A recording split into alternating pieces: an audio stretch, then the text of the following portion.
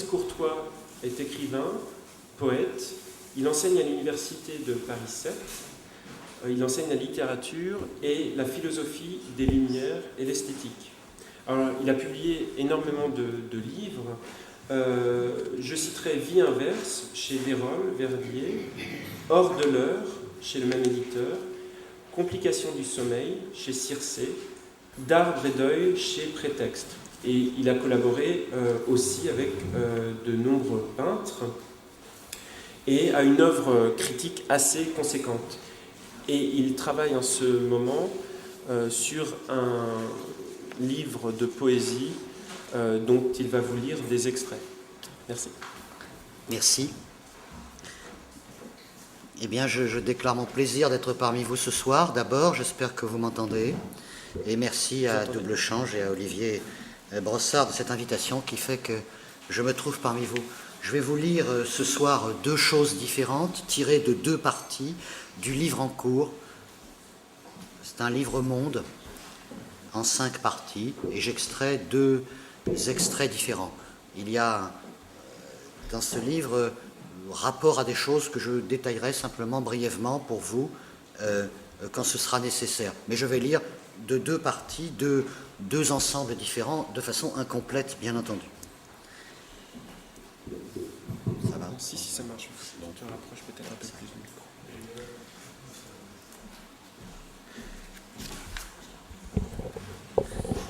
Donc j'extrais de la 3e partie qui s'appellera « Emballage » les choses suivantes.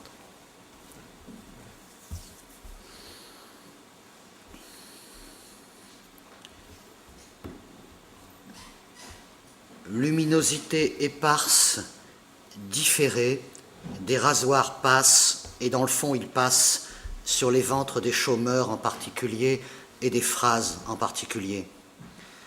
Les chômeurs qui n'appartiennent plus à aucune phrase et les phrases qu'on voudrait sans emploi se syndiquent statutairement et mutuellement sous le manteau.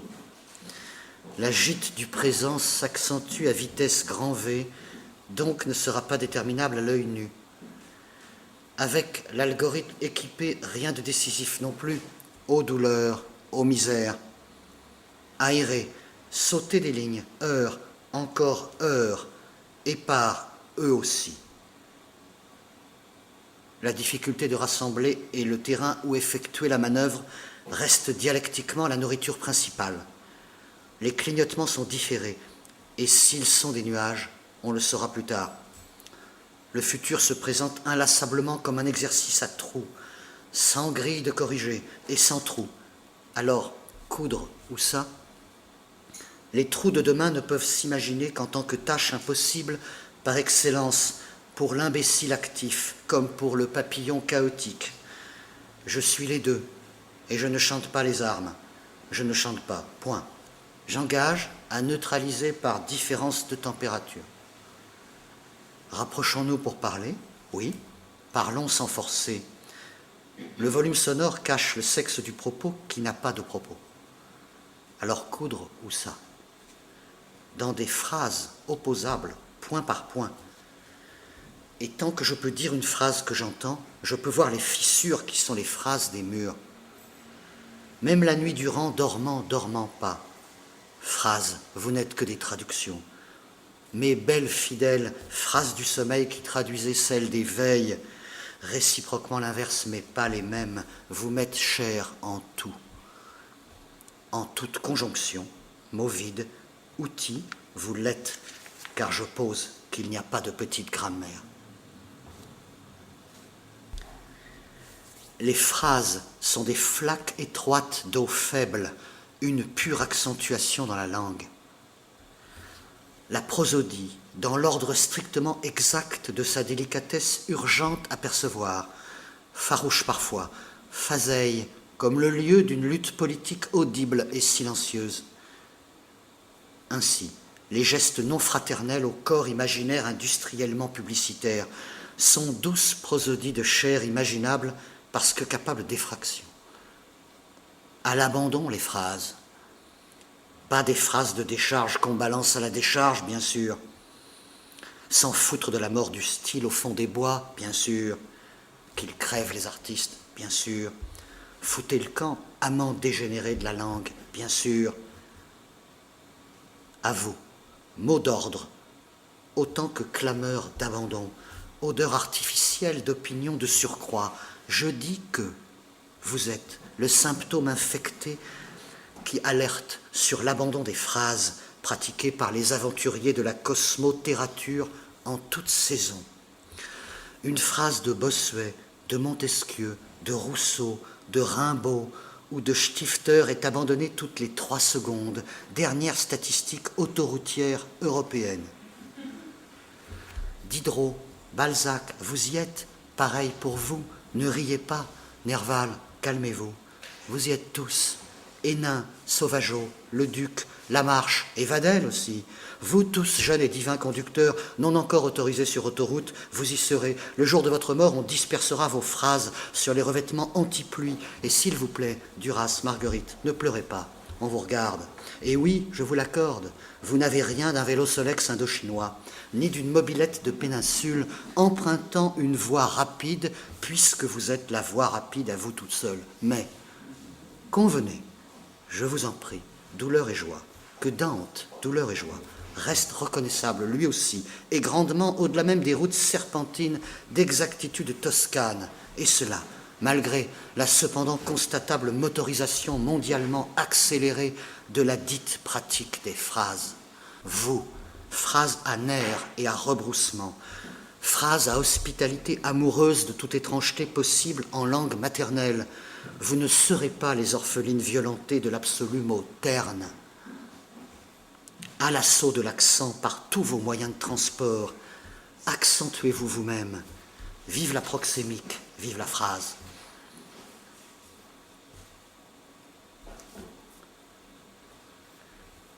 Dans l'action même de chaque phrase type, victorieuse habitante privilégiée des grands palais urbains républicains obséquieux, disparaît une phrase sans rapport adjacent. Ô phrase de centre-ville à fonction d'effacement, ô fausse phrase d'espace à occuper l'espace. Vive nous-mêmes, dites-vous chacune de vous, à vous-même qui puez, pourrissez, empestez au milieu des parfums. Narrateur indigne de confiance, vos dégazages pétrolants et péteux ennuis, oustent vos phrases à tête de redevance télévisuelle fraudée. Dégage, espèce de néo-passé au chapeau mou. Tout autre est la phrase, au milieu des scintillements perdus. Les ardoises, les tuiles foncées, les pentes à voir, ou bien l'océan d'enfance, les 3 lacs, les chiens noirs, mais savoir où. Où, c'est bien ça, et où, c'est l'oubli. Les pôles de phrases démises, l'oubli continental, mondial, religieux, l'oubli qu'on a découvert, pas consumé complètement, ne nous rattrapera plus. Il est là, face d'absence d'un visage à voir, mais lequel il est. Mais savoir où? Car où, c'est là, les années au rasoir. Encore vous. Ô retard à crédit, vous êtes comptabilisés quand même. Les après-coups compris, protestations comprises, grandes inutiles et petites tribuniciennes. Les portes d'ivoire s'ouvrent sur des silos de désarroi froid. Et vous, huile essentielle périmée, à vous de préparer sereinement la gélification. Temps neutre, incitant à une cuisine calme, à partir des visages hâtés par leur beauté et aimantant l'amour, tu nous restes seuls. Nous sautillons groupés autour de la mémoire et des moignons. Ça va aller, ou pas, ça n'ira pas, mais savoir où.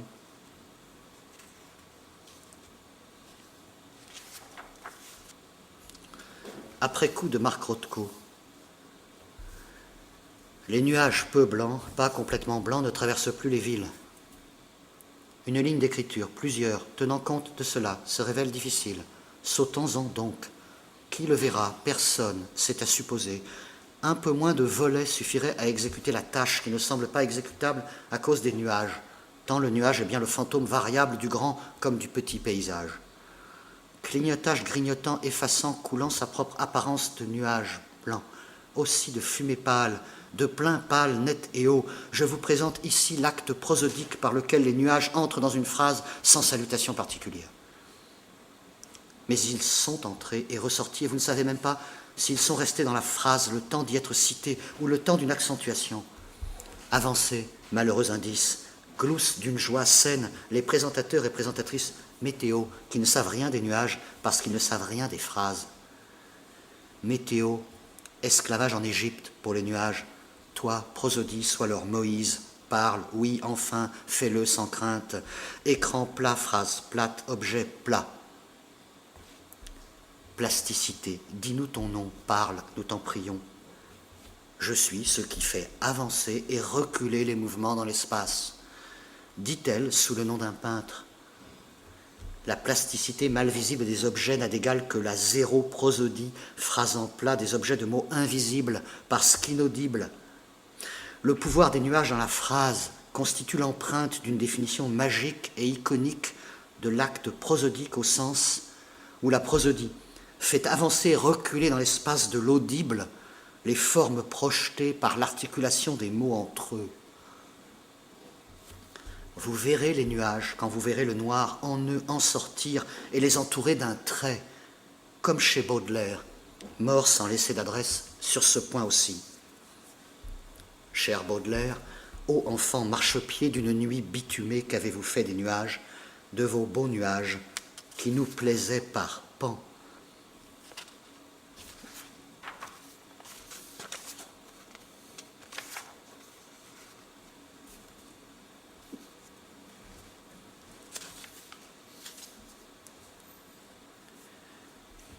Quelle fabrique du particulier puis-je connaître, espérer ou devoir? Du genre fragmentable, tu es reconstitué en chaque acte, le suscitant désirable qu'il est d'un séjour auprès d'un seul visage pur, inclus dans le dessin, non de son dessin, mais de sa grâce. Et nous apprenons localement à danser à partir de l'oubli de la danse, nous suffit. Un temps pour vivre et un temps pour mourir, un temps pour rire et un temps pour pleurer, un temps pour semer et un temps pour récolter, dit l'Ecclésiaste en ces sobres paroles du sage. Et j'ajoute, addiction triste pour esquintant labeur, un temps pour être indépendant et un temps pour dépendre, un temps pour travailler et un temps pour chômer, un temps de fruits et un temps d'asphyxie, un temps pour le temps et un temps de morphine, et nous n'aimons pas le temps formel de la soustraction liquide.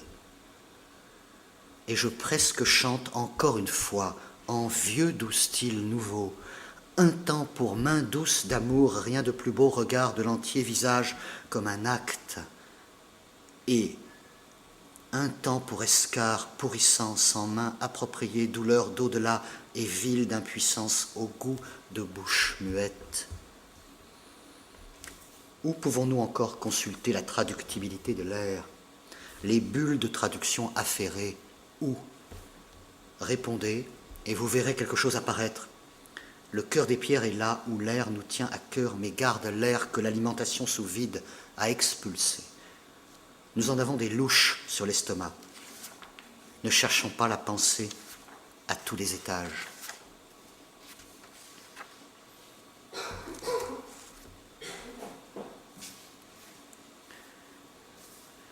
Le bref, le moins bref, la notuscule grandure nature, sans dire nature de quoi, avant la phrase elle-même, se délivre, se résorbe, se cultive et se détruisent en un acte unique de même intensité conjointe.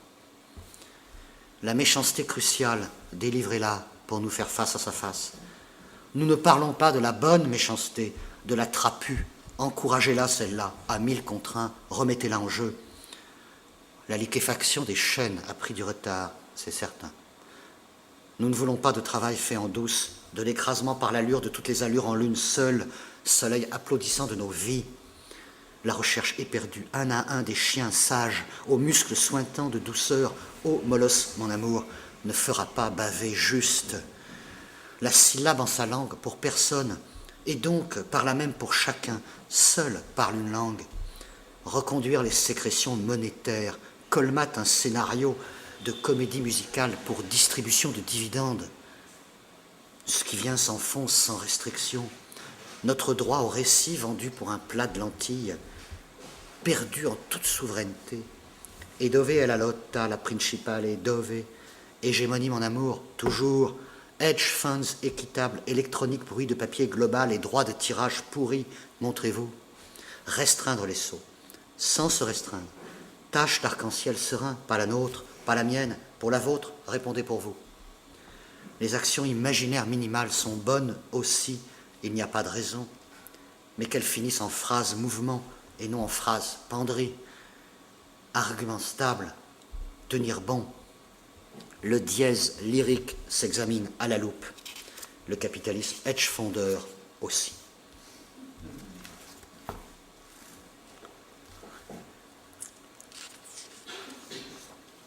Dans l'espace, la géométrie des plans se cache, imaginable donc réel, réel donc imaginable. Voilà, nous en sommes là si la question est, le monde en réseau est-il géométrie de plan ou autre chose? Plan absolu à tout, absolu de tout, plan à plan, un après l'autre et avant l'autre aussi. Le réseau est une lutte contre toute idée de dimension.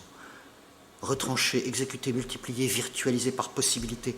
Voici ton visage, ô paysage de l'acte qui s'ignore et que tous ignorent en chacun.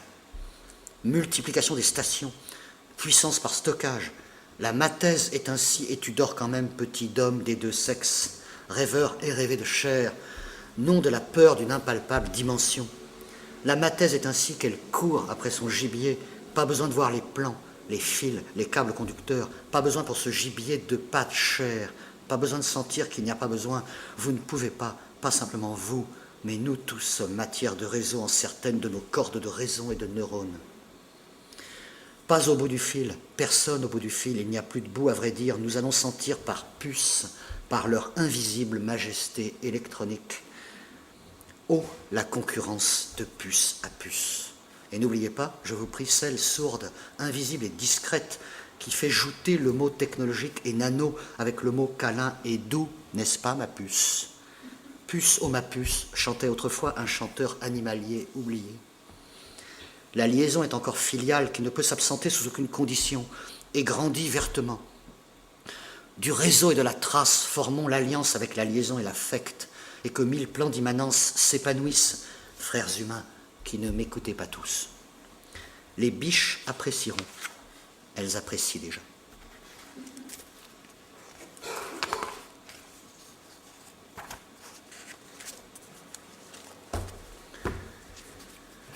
S'il s'agit de détourner le vide, ça se détournera. Avec le mot léger, l'accent de coquille mince, nous rebrousserons dans ce vide qui n'est pas un milieu qu'on fend comme les flots, mais une épaisse masse d'artefacts solidifiant l'absence d'équilibre, nommée soudure dynamique ou initiative individuelle ou lieu de la globalisation du manque.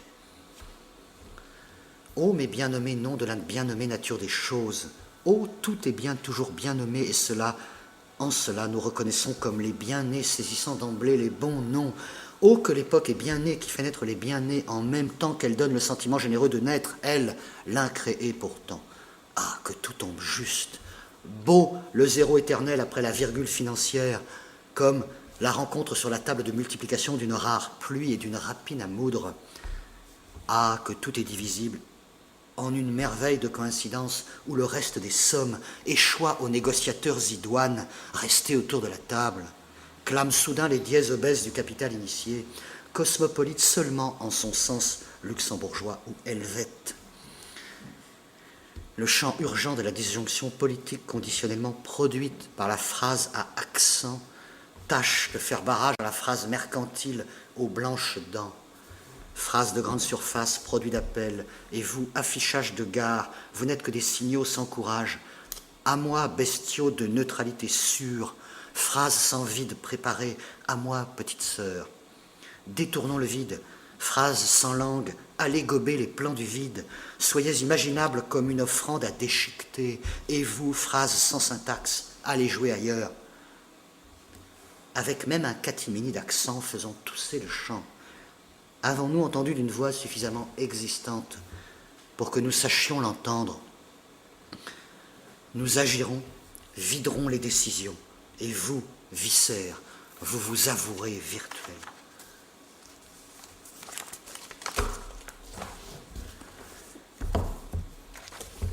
je vous lis une deuxième chose, en vous faisant une petite présentation rapide, tout à fait différente, et plus brièvement.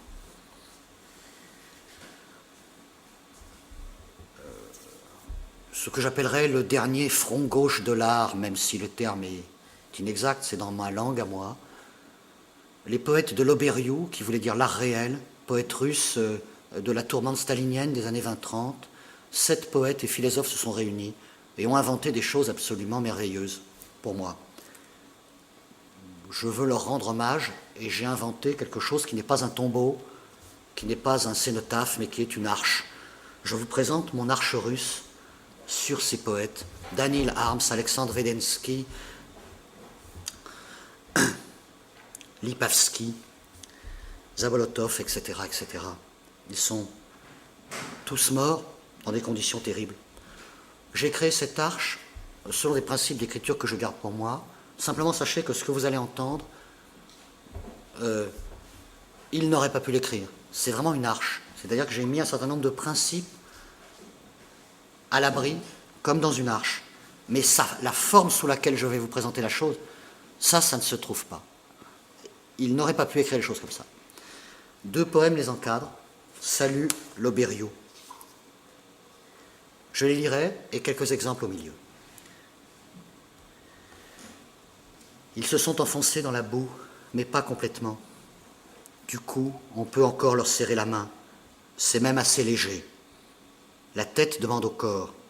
Corps, tu as tout entendu? Et le corps répond. Non, la tête. Moi, pas avoir tout entendu. Moi, pas avoir d'oreille. Mais moi, avoir tout ressenti.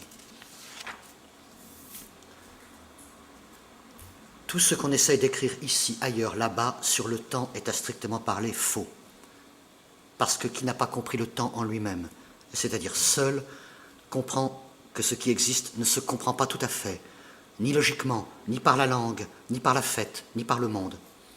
Héraclite dit « tout glisse ». Donc il faut écrire sur la surface, qui au moins rend l'incompréhension infinie et la mort proche. Réfléchir est un malheur, dit Rousseau. Mais il n'y a ni malheur, ni temps, ni réfléchir. Donc il n'y a peut-être rien. De la même chaise, le temps court avec quelqu'un, s'arrête avec l'autre. En tout, un nouvel objet n'attend pas la nuit pour prendre la tête d'autrui à l'un. L'addition du temps est autre chose qu'une addition, parce que le temps rend invisibles les objets en temps réel au-delà des mots. Chaque pas de la souris qui court sur la pierre nouée à l'autre pas qui vient devient autre chose, si divisé en chacun des pas. Le mouvement divisé devient le jouxtant zéro. Pourtant, le monde entier, Rousseau, scintille comme la souris. Visite d'une à l'autre. Acte 12, 212e tableau. Une table. Sur la table, un cercueil. Dans le cercueil, Sonia Ostrova. Dans Sonia Ostrova, son cœur. Dans le cœur du sang caillé. Dans le sang des globules rouges et blancs. En piteux état. Bien sûr aussi, de la toxine de mort. Non, aucune pâleur en elle, aucune. Elle était tout le contraire, et néanmoins, pourtant rose, ce qui sera en temps utile, montré et démontré. Mon dernier rose aux joues, dit-elle, a été pour Sonetchka. Les couleurs de Sonetchka sont celles d'un héros. Tout le monde comprend qu'il commence à faire jour et que la scène a été montée à l'envers. Les lions vagissent comme des statues. L'incompréhensible est dans tous les sens à la fois. Les animaux ont des maladies qu'ils partagent depuis l'Afrique, qui s'enfoncent sous l'eau comme une plaque de Saint-Doux dans un océan d'eau bouillante. « Veuillez qu'on court plus vite, lui dit-on. » Voici comment il ou elle accéléra. Dans un scarabée était une discussion inutile.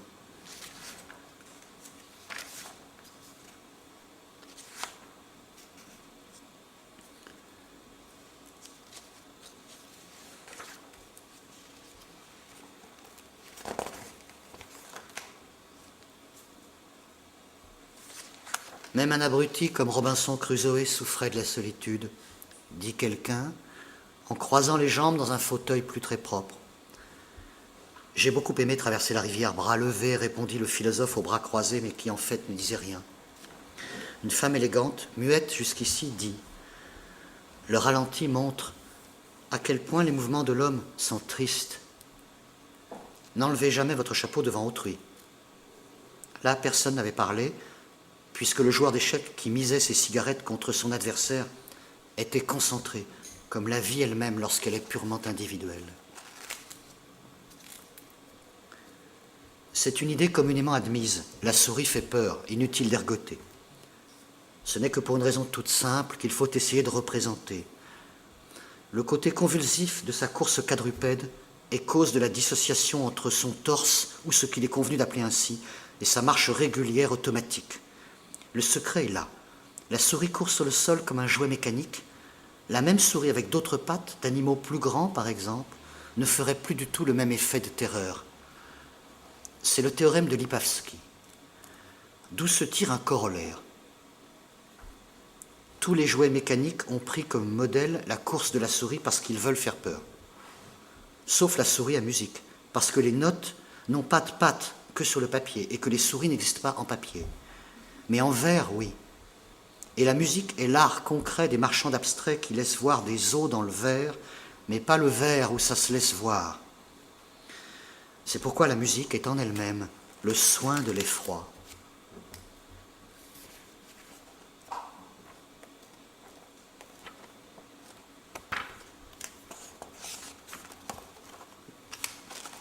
Il lui reste la bouche d'un ours pesant, mais si le temps reste dans le cahier gris, alors adieu vos vaches, polochons pensés. Ce que font ensemble dans un même lieu l'anglaise, l'ours, les ossements, Pouchkine et le missel ne regardent que la tirade où ils apparaissent ensemble et qui est au final responsable de leurs agissements quand ils ne font rien.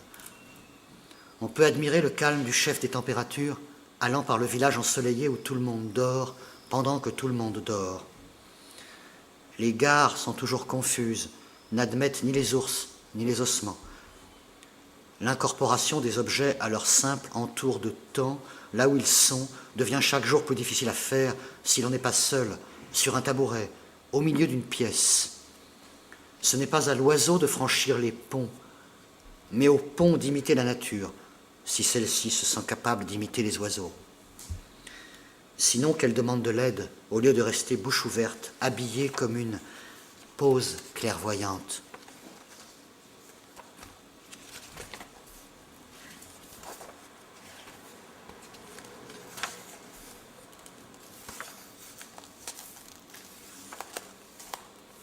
Le tsar fou Fomine est décapité, mais vivant. Les péripéties sont nombreuses et en forme d'archipel. Leur résumé aurait l'indécence même d'un affreux pastis, sans aucune rue. Il marche sur la terre, tient sur sa tête du poison et erre dans les bois. Il erre sans se tromper et en abandonnant ses gestes de la minute qui vient dans la minute qui suit. Et la suivante qui précède est extraordinaire et légère à un point tel qu'il vaut mieux se taire. Il erre dans les bois jusqu'à la maison du bouc où il choisit une assiette. Un chômeur l'interroge à faim et se dévore lui-même, après que Fomine lui a dit « Mange-toi toi-même ». Quelqu'un dit « Je suis chômeur, je n'ai plus de tête ». À qui parle Fomine? Les corps gras des heures s'évaporent. À la longue, tout est langue de plus en plus. Et surtout, bien avant les paroles, le mot « arbre » scintille en français. L'arbre cyrillique, lui, parle et accueille facilement l'air en pensant « tout est passager ». Variation sur Alexandre Vedensky. L'herbe a bougé d'un point pendant cette heure. Les arbres se sont enneigés, d'autres ne l'ont pas fait, se sont ailés de feuilles, et les oiseaux ont dit que le temps ne parle à personne de son absence de cicatrices. Nous sommes des fragments, ne sommes-nous pas, qui ne savons pas ouvrir les portes, qui sont des vagues. Le monde est égorgé, se vola-t-il sans le vol? Les insectes, les blés, les poèmes et les transports en commun ne sont pas pleins la même seconde. Seuls les souris longeant à petits pas serrés non musicaux les murs des prisons encore vides sont des esprits purs. Il pouvait sembler, ne pas sembler, que des sentiments divers avaient encore leur place sur terre. Il faudra examiner, ne pas examiner les herbes à leurs extrémités, qui hurlent, embrassent peu. Peut-être hier, on pouvait penser qu'il semblait ou qu'il ne semblait pas, et penser le contraire. On pouvait penser.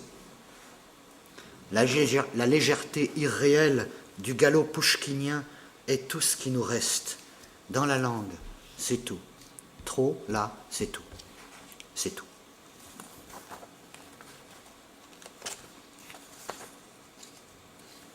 Les poètes de l'art réel fument beaucoup parce que ce sont des enfants sans pédiatre, et aussi parce qu'ils ont tendance à être incorporels comme les oies assises. Une météorite qui appelle au téléphone pour s'inviter à une soirée entre amis entendit sous la fumée un dialogue logique comme Shiva. Le mot qui dit la chose perd la chose. C'est donc la perte de la chose qui est perdue. Donc on ne sait pas ce qu'on perd, ni même si on perd. Donc on parle comme si de rien n'était. Donc comme si de rien de perdu était. Le ravage logique a toujours fait bouillir les fauteuils. Empoisonnez les heures, donnez-leur ce médicament, dit celui qui ressemblait le plus à une gare et au miel. Et pour finir, le poème qui encadre salue le Berriou. Des larmes, effilées tout de même, à peine habillées, sortent de chez elles. Des hommes aussi sont sortis de chez eux, à peine plus effilés. Les larmes sont des gouttes d'eau salée qui contiennent des hommes habillés, très effilés, qui sortent glissés en elles. Demain, on en saura encore moins. Merci.